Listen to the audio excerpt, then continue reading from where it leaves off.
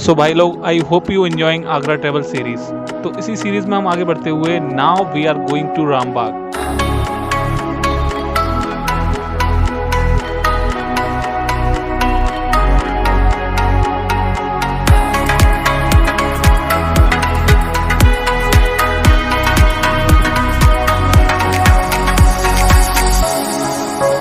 So this is episode 3. So watch till the end.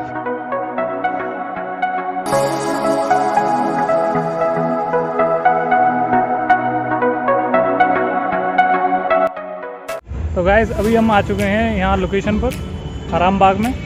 तो आरामबाग को आपको अंदर से पूरा दिखाएंगे, तो ब्लॉग को एंड तक पूरा देखिएगा और चैनल पर नए हो तो चैनल को सब्सक्राइब कर लीजिएगा। तो आइए अब इसके अंदर का हम देखते हैं कि टिकटिंग का कैसा क्या है। अभी कोविड-19 की वजह से यहाँ कोई ऑफलाइन टिकट अवेलेबल नहीं है, इसलिए यहाँ आप QR कोड स्कैन करके किसी भी ऐप के थ्रू या आर्कियोलॉजिकल सर्वे ऑफ इंडिया की ऑफिशियल वेबसाइट पर जाकर डेबिट कार्ड, नेट बैंकिंग या UPI के जरिए आसानी से टिकट बुक कर सकते हो। रामबाग की ताजमहल से लगभग दूरी 8 किलोमीटर है और यहाँ आपको आने के लिए 30 रुपये पर पर्सन पे करना पड़ेगा।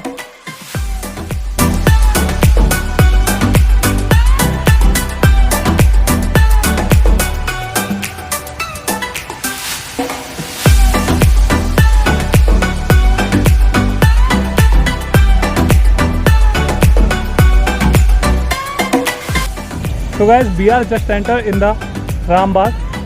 तो गाइज़ इसके हम बीच में सेंटर में खड़े हुए हैं अभी, और यहाँ आप मेरे चारों तरफ देख सकते हैं गार्डन ही गार्डन आपको दिखाएंगे। ये बाग काफ़ी हरे भरे हैं। तो गाइज़ मैं आपको बता दूँ, ये रामबाग जो है ये बाबर ने बनवाया था।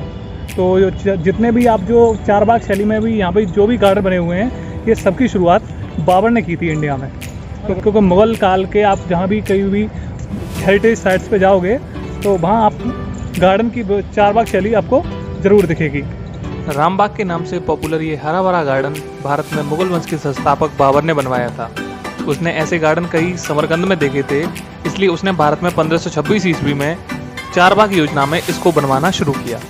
इस गार्डन को बाग ए गुलफसान या फूल बिखेरने वाला बाग या बाग ए नूर अफसा प्रकाश बिखेरने वाले बाग के नाम से जाना जाता है।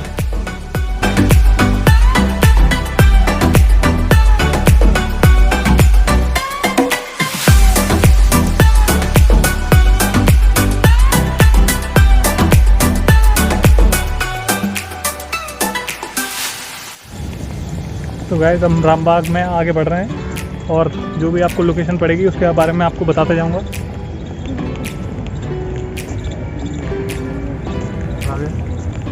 देखिए यहाँ बाग ही बाग आपको दिखाएंगे।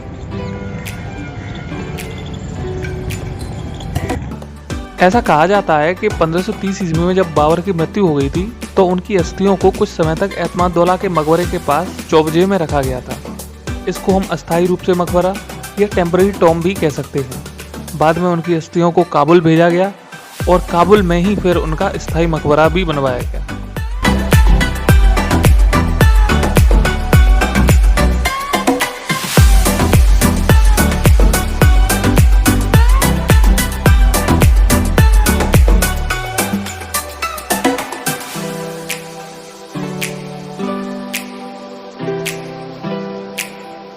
रामबाग का पहले नाम आरामबाग था।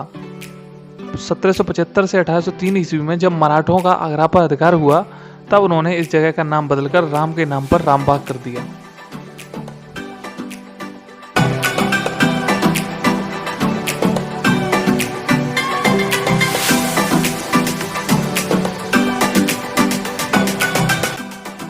फारसी शैली या पर्शियन स्टाइल में बने इस बाग में कई नहरें और झरने हैं जो जन्नत के इस्लामी विचार के प्रतिनिधि हैं। उस समय इन नहरों और झरनों में रामबाग के पीछे स्थित यमुना रिवर से पानी आता था।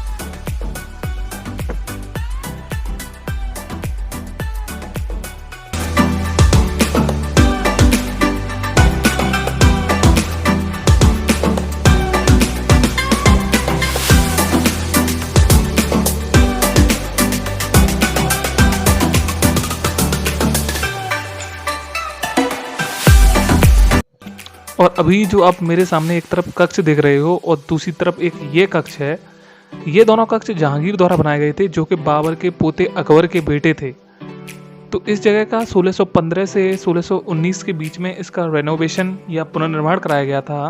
तो ये कक्ष कोई ज़्यादा बड़े तो नहीं है, लेकिन जो भी हैं मैं आपको दिखा देता हूँ अंदर से।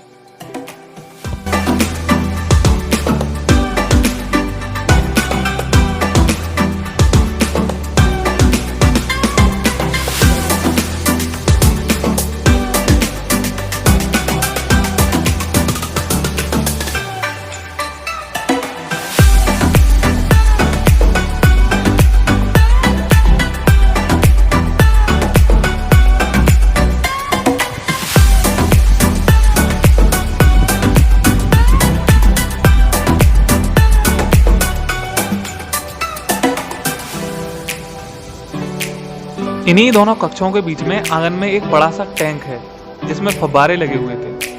आगरा की सबसे अच्छी बात यह है कि आगरा में सारी हेरिटेज साइट्स यमुना नदी के किनारे बसी हुई हैं, जो कि इसके आकर्षण को और अधिक बढ़ा देती हैं। इस बाग को 3 तलों में बांटा गया है। इसी यमुना नदी से तीनों तलों पर बने नहर, झरनों और टैंकों में पानी आता था।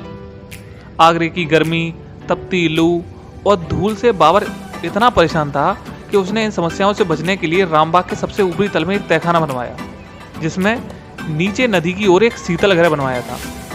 इस तहखाने में बने ये शीतल आवास इतने ठंडे होते थे कि बाबर अपनी आत्मकथा में लिखते हैं कि गर्मी में भी ये इतना ठंडा रहता था कि फुरफुरी सी लगने लगती थी। जहांगीर भी इस बाग का बहुत बड़ा शौकीन था। वह कभी कभी यहाँ अपने हरम की स्त्रियों के साथ यहाँ रहकर रहता था। इसीलिए उसने इस बाग में अपने समय में इसकी मरम्मत कराई। ये बाग अंग्रेजों को भी बहुत पसंद आया और उन्होंने इसे छुट्टी बनाने के लिए आरामगाह में बदल दिया था।